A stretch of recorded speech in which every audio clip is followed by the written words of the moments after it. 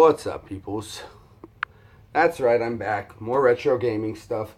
Actually, what I'm gonna do is I gotta clean up. I've been playing a lot of the old games again. Pulled out a bunch of them, but in the process too, I'm gonna go ahead and show you the new stuff I picked up while we're at it, because all of this needs to be cleaned up. I've been just playing with so much stuff and goofing off, and I've got new games.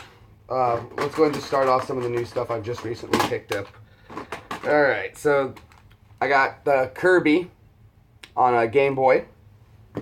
Let's see. I picked up Donkey Kong on Game Boy, which has been actually kind of really fun to play. Really unique style of gameplay with that one. Busted out the old top loader, playing a little bit of, we played some ice hockey. What else did we throw in the machine last night? I threw in a bit of Fester's Quest, so we were rocking that. Hold on, let's see who someone's talking to me. Aw, that sucks. Hold on, I'm talking to... Let's see, you know who I am talking to you. So, sorry, Brad. You gotta check me out on this chat if you're gonna talk, buddy. So we were playing a little bit of Fester's Quest last night, and the buddy who likes Kung Fu, he's out of town from Massachusetts, so we played some Kung Fu as well. We were gonna play Dr. Mario and Tetris, or Dr. Mario, but he's colorblind, so he can't see as well. I used to play video games with him. He'd like, is that red or green? I'd be like, it's red. Oh, okay. He'd attack the character, lose, or not think what he thought it was, and then, dude, it was green. You didn't win. It was playing Risk on his computer. I'd always lie about the colors, and he can't see red and greens very well. So we picked up a couple new of those games. Yeah, we did. I picked up some new GameCube games, which actually one or two of them I've been very pleasantly surprised with. Let me just get that organized. This junk's gonna come out. It's such a mess. I'm filling up this cabinet. I've got a three drawer chest that I use to put all my retro gaming in, and it's starting to fill up rather quickly, and I'm running out of space. So I'm gonna have to make some changes to this soon, because this isn't working anymore. There we go. That's a little more room, I guess. You know, if I stack those like that, that'll work. Yeah.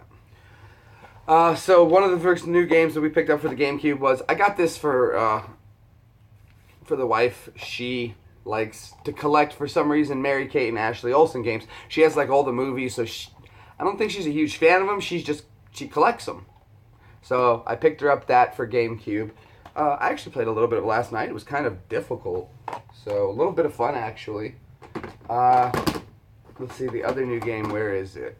It's actually a really cool one. Oh, here it is. On PlayStation 2, I picked up Harry Potter and the Chamber of Secrets again. I'm trying to find games that my wife will play, and she likes Harry Potter games, so I picked her up that. But one game that I found that was actually I found it at a thrift store. It was like 50 cents. Never seen it before. Resident Evil on PlayStation 2 Outbreak. What I thought I was buying was Resident Evil Survivor, which I want to go ahead and pick up because that's a great game. But I went ahead and got this one anyway, and for the price it was awesome. Can't beat it. So those are two PlayStation 2 games.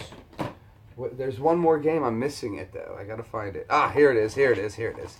Alright, so I went out and I picked up Resident Evil on GameCube, the original Resident Evil. And now when I bought it, I said to them, I was like, to my friend over at Game Exchange, what's her name? Colleen. I was asking her, is this just the same game just remade for the PlayStation or for the GameCube? And it's on 2 discs, so I thought, yeah, it probably is because it's just smaller. But they actually, getting to play the game a bit, they redid all the graphics to it. added some new areas. Things are actually different doors. It's not just the original. Now, like, one thing I just discovered was in the original game on PlayStation, you could open the front door and the dog would rawr, rawr, rawr, bite, and you'd slam the door shut. And that was a little cutscene for that.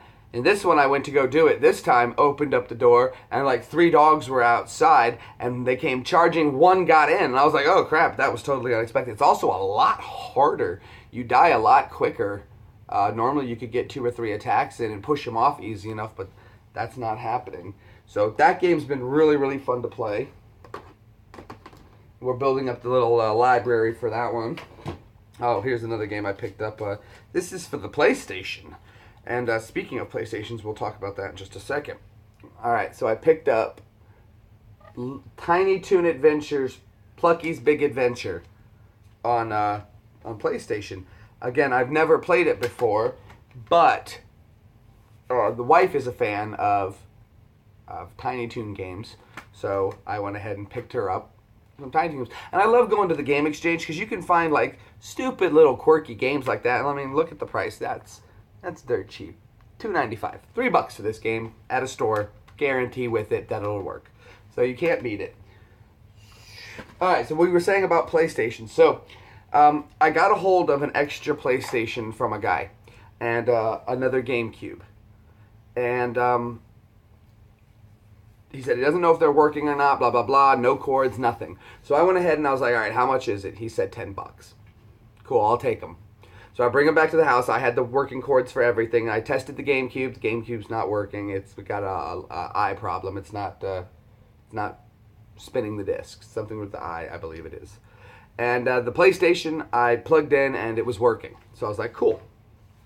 I had extra cords I needed for the PlayStation and an extra controller. So I got everything ready and I posted it and I sold it for $40 same day. So I picked it up for about $5 and I sold it for $40 same day. So the next day, though, the guy calls me back and he says, look, man, the system's not working. I was like, well, it was working when I gave it to you, so let's bring it over to me and let's see what the problem is. So he brings it back over to me, and I test it out. You know, yeah, something's wrong with it, and it's the unit I gave him.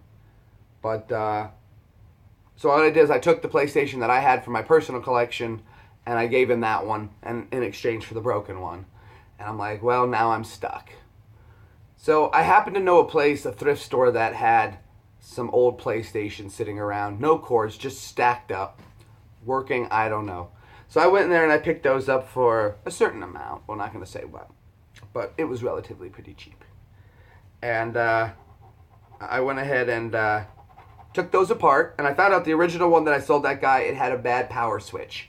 And not the button you press, the actual on the board was bad. And I didn't want to take the time to have to go out and go get a soldering iron to solder out the old switch and everything like that and put a new one in. So what I did is I just took another of those PlayStations. I tested them out. None of them worked. So I had basically 4 non-working PlayStations. And with a little bit of tinkering and a little bit of time and just teaching myself what to do, I was able to take it apart and get 2 working ones out of it. I got 2 broken ones, and I was able to mix and match to make a brand new one. I had to take the CD motor out of an original first model PlayStation and mount that one, but the wiring harnesses were different. So I had to play with some wires a little bit and find which one works and got the lengths right. But we have 2 models up and working and 2 broken ones for parts. And I know exactly what I need to fix those, so that can actually be a relatively cheap fix and have another system up and working completely. So I'm excited about that. I really, really am. I feel like I got a good deal on that, and I made it happen. Let's see, put that in there. All right, PlayStation. Okay, we also I picked up this at the game store. It was a Star Trek: The Next Generation on Sega Genesis. Now, I've never played it before, but, you know, I was like, whatever, let's go ahead and give it a run.